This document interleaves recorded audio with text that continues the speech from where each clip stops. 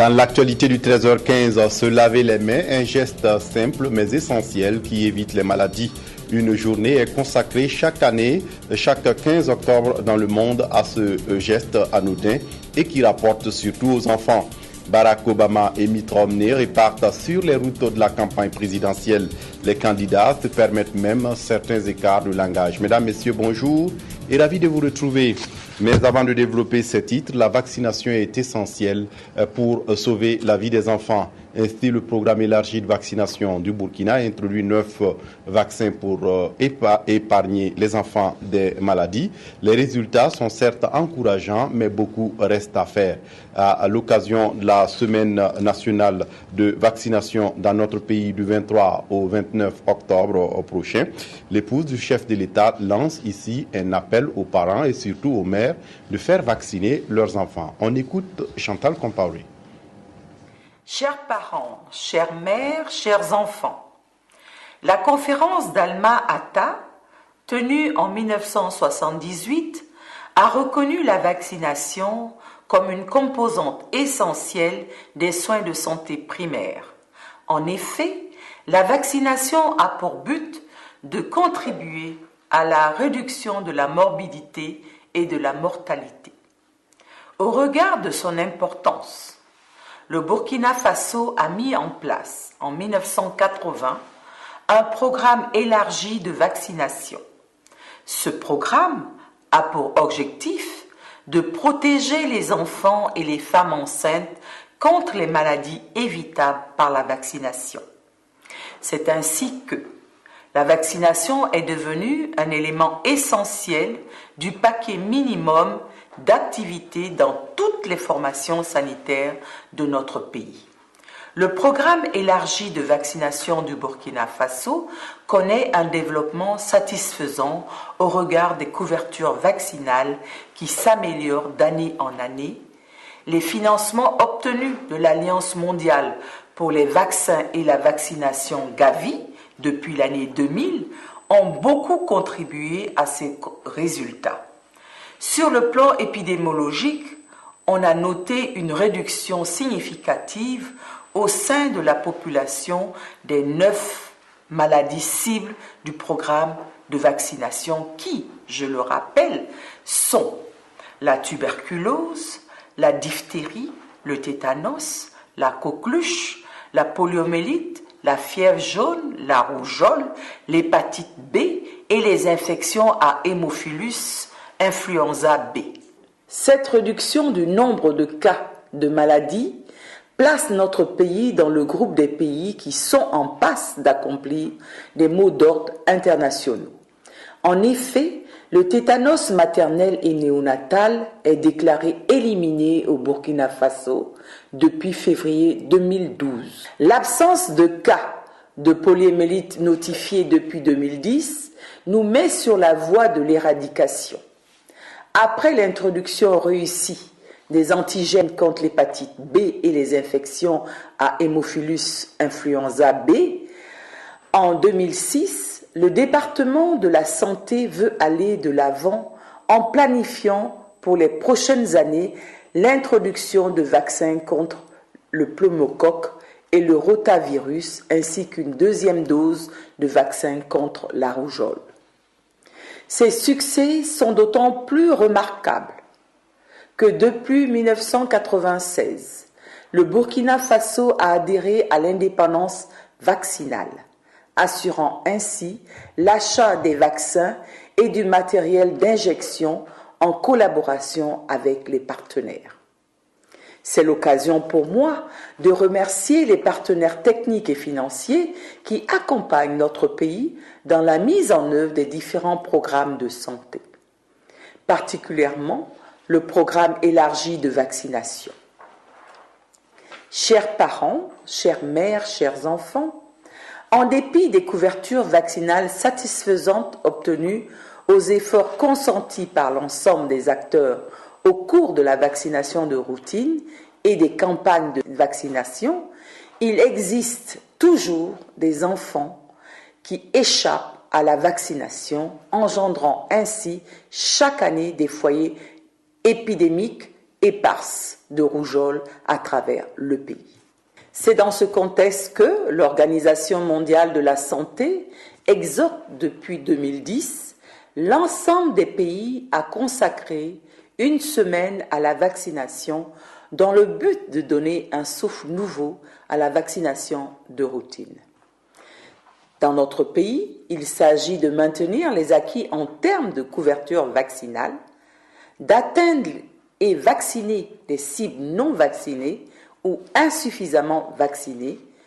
C'est dans ce contexte que j'invite les populations à se mobiliser autour des différentes activités de cette semaine, dont le thème est « Chaque enfant non vacciné est un enfant de trop ». Donnons à la polio le coup de grâce. Je lance un appel à tous les parents pour qu'ils fassent vacciner leurs enfants en respectant le calendrier du programme national de vaccination. J'invite les partenaires à continuer d'appuyer notre pays sur le plan technique et financier dans la lutte contre les maladies, particulièrement celles évitables par la vaccination. Faisons vacciner nos enfants pour leur donner la chance de vivre et de devenir des citoyens de demain. Se laver les mains, un geste simple mais essentiel qui évite les maladies. Une journée est dédiée dans le monde à ce geste anodin et qui rapporte surtout aux enfants. C'est le 15 octobre de chaque année.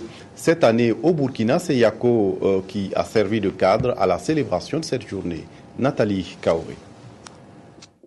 Plus de la moitié des maladies et des décès chez les enfants sont dus à des microbes que les enfants avalent avec la nourriture, avec l'eau ou tout simplement parce qu'ils ont les mains sales. Selon les agents de santé, le lavage des mains est un geste simple, essentiel, mais malheureusement négligé par les populations. Même en milieu urbain où les commodités pour le lavage des mains existent, le pourcentage est faible. Seulement 1% de nos citadins se lavent les mains après les toilettes. Bon, je crois que c'est une question d'habitude tout simplement. Et en milieu rural encore, le problème est encore plus criard. Se laver les mains à l'eau et au savon doit constituer une habitude quotidienne dans les ménages. Mais à défaut de pouvoir se procurer le savon, les agents de santé proposent une autre alternative. Idéalement, c'est d'utiliser de l'eau propre et du savon. Mais à défaut du savon, on peut utiliser la cendre. Voilà, qui peut se trouver un peu partout dans tous nos foyers, nos ménages, et pour désinfecter la main. La célébration de cette journée à Yako a été une opportunité pour rappeler l'observance du lavage des mains à l'eau et au savon. Chez les tout-petits, principales victimes des maladies des mains sales, le message semble être passé. Ce que j'ai à dire aux parents, qu'avant de préparer, ils doivent se laver les mains et laver leur matériel de préparation avant de préparer, car elles peuvent prendre des risques comme le choléra, la dysenterie et quand ils sortent des toilettes, se laver les mains. Selon l'Organisation mondiale de la santé, le lavage des mains constitue la première mesure de prévention des infections et permet à ce titre de réduire les risques de diarrhée de 50% chez les enfants. Au regard des nombreux défis sanitaires à relever, les agents de santé invitent chaque ménage à faire du lavage des mains une norme sociale et mieux une habitude de vie.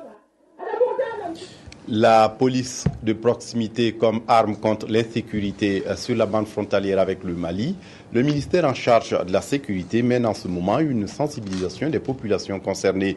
Le 13 octobre dernier, il était à Solé, à environ 1 kilomètre de la frontière avec le Mali. Éléonore Yerbanga. La police de proximité est un système de gestion sécuritaire qui priorise le rapprochement entre les populations et la police pour une participation effective des communautés à la sécurisation des localités.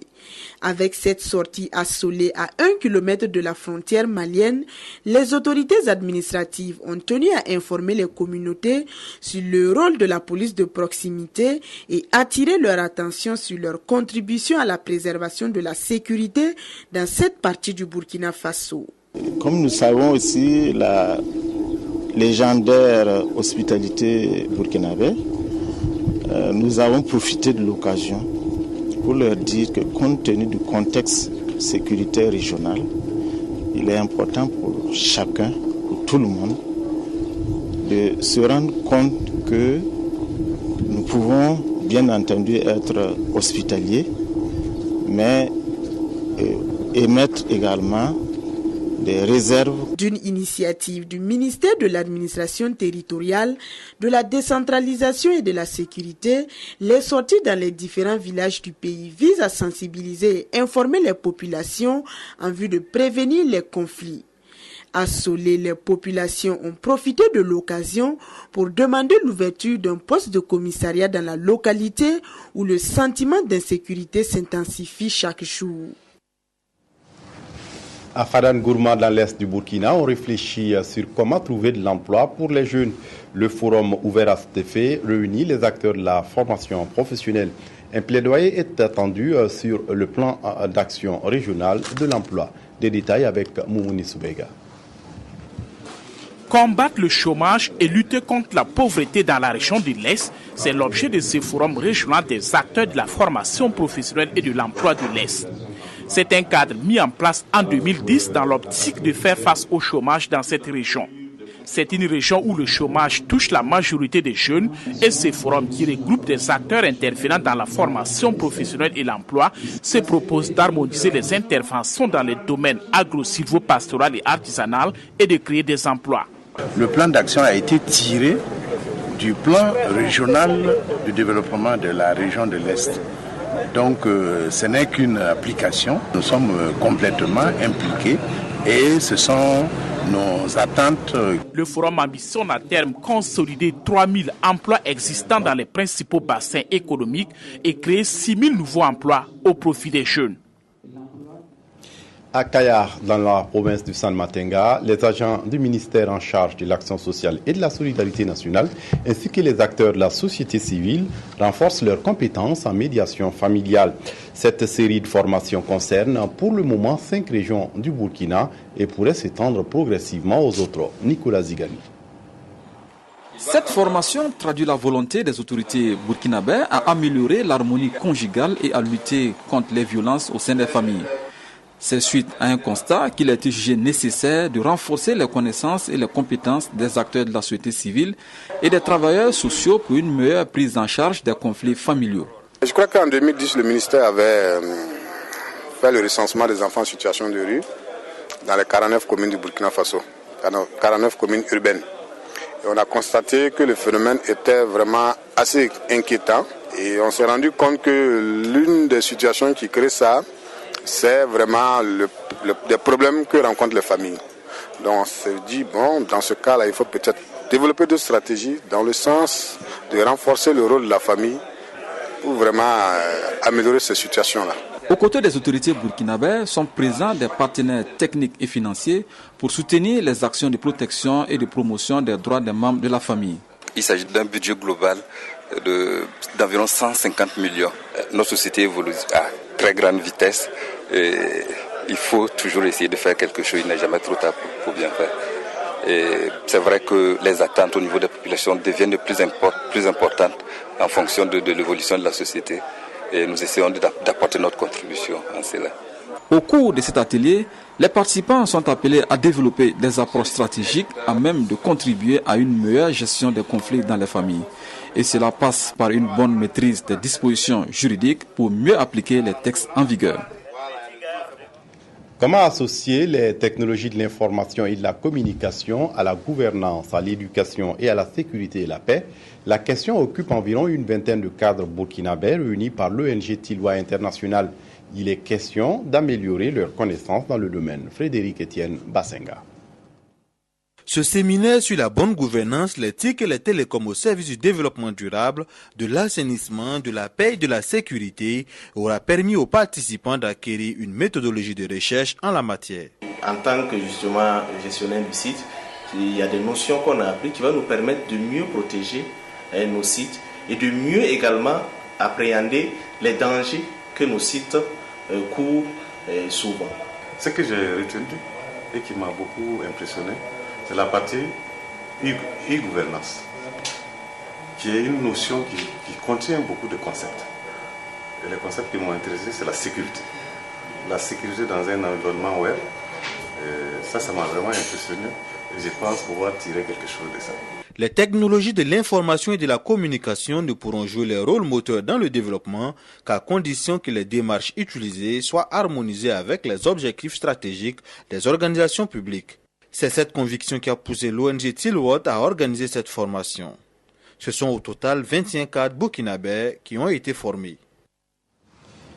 Les musulmans du Burkina préparent activement la tabaski. Et pas de tabaski sans mouton. Comment la fête se prépare du côté des Maliens qui ont trouvé refuge au Burkina du fait de la guerre dans le nord de leur pays. Depuis hier, c'est un ouf de soulagement que l'on pousse dans les camps de Somgandé. Les réfugiés ont reçu les moutons et des vivres. La fête s'annonce donc belle. Adimat David Chombiano. Dans ce camp dressé au cœur de Ouagadougou, plus de 2400 réfugiés maliens y vivent. La plupart sont musulmans et plus la tabaski s'annonce, plus la précarité s'avère encore plus dure à supporter. On est là ici, on ne connaît pas comment on va faire pour les fêtes tabaski. Voici des tabaskis, c'est ainsi que les pensionnaires du camp de Somgandé appellent les moutons. 204 animaux que la société civile libyenne apporte à leurs frères musulmans qui vivent loin de leur terre et de leur famille. Leur désir serait que désormais ils puissent aussi collaborer avec des structures burkinabées ici pour vraiment pouvoir aider et assister toutes ces populations qui ont été fragilisées par les événements que vit le Nord Mali. En plus des moutons, il y a du riz, du sucre, du thé et des effets d'habillement pour les enfants. On peut donc danser pour une fête qui s'annonce plutôt bonne. Nous ne pouvons que nous réjouir de ces dons qui viennent juste à la veille de la fête de Tabaski de nos frères de la société civile libyenne. Les autres camps de réfugiés disséminés à travers le Burkina ne devront pas être en reste, promesse des donateurs libyens. Le Grand Prix national de la chanson moderne reprend du service après quelques années d'interruption. La compétition revient au grand bonheur des musiciens.